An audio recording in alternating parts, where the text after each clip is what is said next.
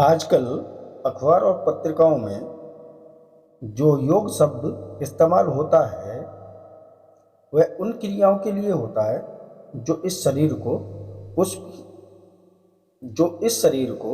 पुष्प की तरह हल्का बनाती हैं, जैसे आसन और प्राणायाम। परंतु योग का वास्तविक मतलब तो परमात्मा से मिलना है। इसलिए इस मिलन की जितनी भी साधनाएं हैं उनको भी हम योग ही कहते हैं।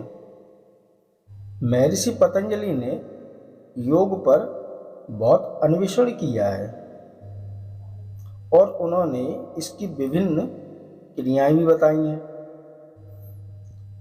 उनकी पुस्तक योग सूत्र में एक सूत्र है, विशोका व ज्योतिष मति। इस सूत्र में दो कार्य करने को कहा है। एक तो ज्योति यानी प्रकाश का ध्यान करना, तथा दूसरा विशोका यानी शोक रहित होना। अतः इस सूत्र का अर्थ है, जिसका कि योग सूत्र के टीकाकार लिखते हैं, प्रसन्न चित्त होकर ज्योति या प्रकाश का ध्यान करने से परमात्मा मिलते हैं। नमस्कार साथियों, मेरा नाम है गौरव श्रीवास्तव और आप सुनना शुरू कर चुके हैं स्पिरिचुअल टॉक्स बाय शिखा। और आज का टॉपिक है सांसारिक दुख और परेशानियों से छुटकारा। ज्योति या प्रकाश परमात्मा का स्वरूप है। यह सब धर्मों का एक सा मत है। सभी धर्म कहते हैं कि परमात्मा प्रकाश रूप है, खुदा नूर है, गॉड इज लाइट। अतः प्रकाश ही परमात्मा का वह स्वरूप है जो सब धर्मों और सब समुदायों में मान्य है। इसलिए गुरु का स्थूल शरीर गुरु नहीं है, उसकी आत्मा गुरु है और आत्मा प्रकाश ही है जिसका ध्यान किया जाता है। इस कारण साधना की क्रिया बताई जाती है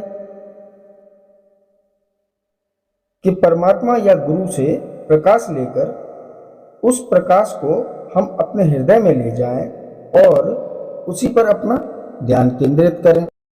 अब दूसरी बात यह है कि शोक रहित या प्रसन्न चित्त कैसे रहें। इस संबंध में पहले इसके बारे में विचार करें कि शोक क्या है। कोई भी दुख का विचार जब हम पकड़ लेते हैं तो वह हर समय हमसे चिपका रहता है, जिससे हम एक स्थिति में पहुंच जाते हैं जिसको शोक कहते हैं। जैसे हमारी किसी परिजन की मृत्यु हो जाए तो उसका दुख हमें हर समय सताता रहता है। इसलिए हमारी इस अवस्था को शोक की अवस्था कहते हैं। इस स्थिति से अगर हम हट जाएं, हमारा मन किसी दूसरे विचार में लग जाए तो हमारी शोक की स्थिति समाप्त हो जाती है। इसके बारे में भगवान बुद्ध ने कहा था कि अत्यंत प्रिय वस्तु भय और शोक का कारण होती है।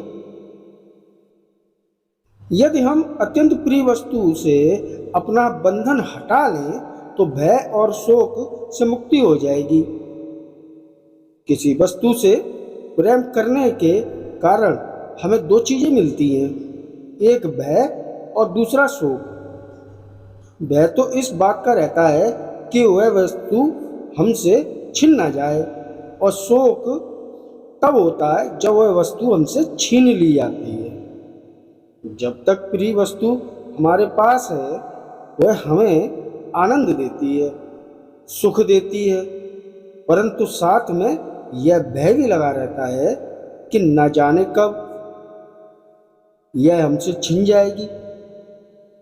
इस प्रकार अत्यंत प्रिय वस्तु हमेशा भय और शोक का कारण हो। इसलिए भगवान बुद्ध ने कहा था, यदि हम प्रिय वस्तु से अपनेपन का बंधन काट लें तो ना हमें भय होगा और ना शोक। सच बात यही है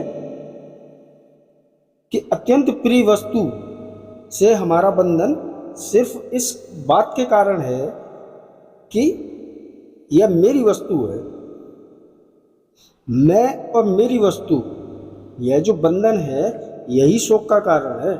यदि हम इस मैं और मेरे का बंधन काट दें तो शोक से मुक्ति हो जाएगी। श्री गुरु महाराज जी इसलिए कहते थे कि संसार में मैं और मेरे का बंधन काट कर तू और तेरे का बंधन कर लेना चाहिए।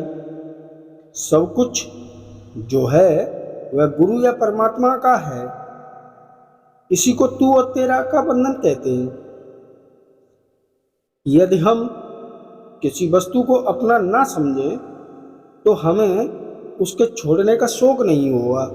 यदि हमारे घर में चोरी हो जाए, टेलीविज़न कोई चोर उठा ले जाए तो हमें दुख होगा, शोक होगा।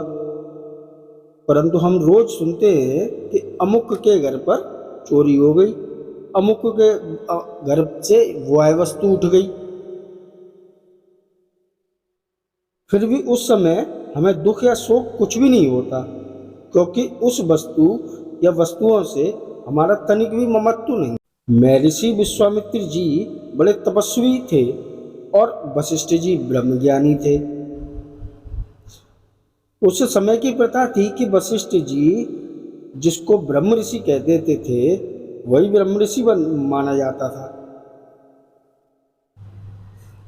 तपस्वी होने के कारण विश्वामित्र जी को यह प्रबल इच्छा हुई कि मैं भी ब्रह्म ऋषि कहलाऊं। उन्होंने वशिष्ठ जी के कई पुत्रों को मार दिया, क्योंकि वशिष्ठ जी उनको ब्रह्म ऋषि कहने के लिए तैयार नहीं हुए। एक दिन जब विश्वामित्र जी को अधिक क्रोध आया तो वशिष्ठ जी को मारने के लिए उनकी कुटिया पर पहुंचे। संध्या काल था, कुछ अंधेरा था, लेकिन अंदर लोग जग रहे थे। वे कुटिया के बाहर एक दीवार के सहारे खड़े हो गए और उन्होंने वशिष्ठ जी और उनकी पत्नी में जो वार्तालाप कर रहे थे उनको सुना।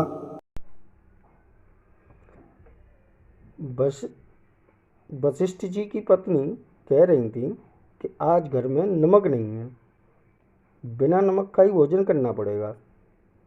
तो वशिष्ठ जी बोले कि यहीं से थोड़ी दूर पर विश्वामित्र की कुटिया है, वहीं से नमक ले आओ। इस पर उनकी स्त्री क्रोध में बोली कि आप भी कैसे पुरुष हैं, जिस पुरुष ने मेरे निर्दोष पुत्रों को मार दिया उसके घर से मुझे नमक लाने को कहते हो। तो वशिष्ठ जी ने कहा, इसमें विश्वामित्र का क्या दोष है? जिसने पुत्र दिए थे उसी ने ले लिए। मैं तो विश्वामित्र से बहुत प्रेम करता हूँ। यही वह स्थिति है जिसको शोक रहित स्थिति कहते हैं। गुरु महाराज ने कहा था कि हमारे यहाँ दो काम करने होते हैं, एक तो ध्यान की क्रिया सुबह शाम, दूसरा गुरु की याद करते रहना। क्योंकि जिसको हम याद करते हैं उससे प्रेम हो जाता है, और जब प्रेम हो जाता है तब हम अपनी वस्तु उनकी समझने लगते हैं। बिना प्रेम के अपनी वस्तु कोई किसी को नहीं देता। अतः मेरे का जो बंधन है वह तेरे का तभी होता है जब गुरु से हमारा अत्यंत प्रेम हो। इसी बात के लिए भगवान कृष्ण ने अर्जुन को समझाया था कि मन को वश में करने के लिए दो कार्य आवश्यक हैं, एक अभ्यास और दूसरा वैराग्य। वैराग्य यही है कि वस्तुओं से मेरे का बंधन काट कर तेरे का बंधन करना। वैराग्य यह नहीं कि संसार छोड़कर जंगल में जाना। इसलिए योग यानी परमात्मा से मिलने के लिए दो काम करने होंगे, एक तो सुबह और शाम गुरु के प्रकाश का ध्यान करना, और दूसरे दिन में जब भी मौका मिले गुरु को याद करते रहना, और धीरे धीरे अपनी जो वस्तु है जिससे मेरे का संबंध है उसको तेरे के संबंध में बदल देना चाहिए। इसी के साथ यह कहानी यही समाप्त।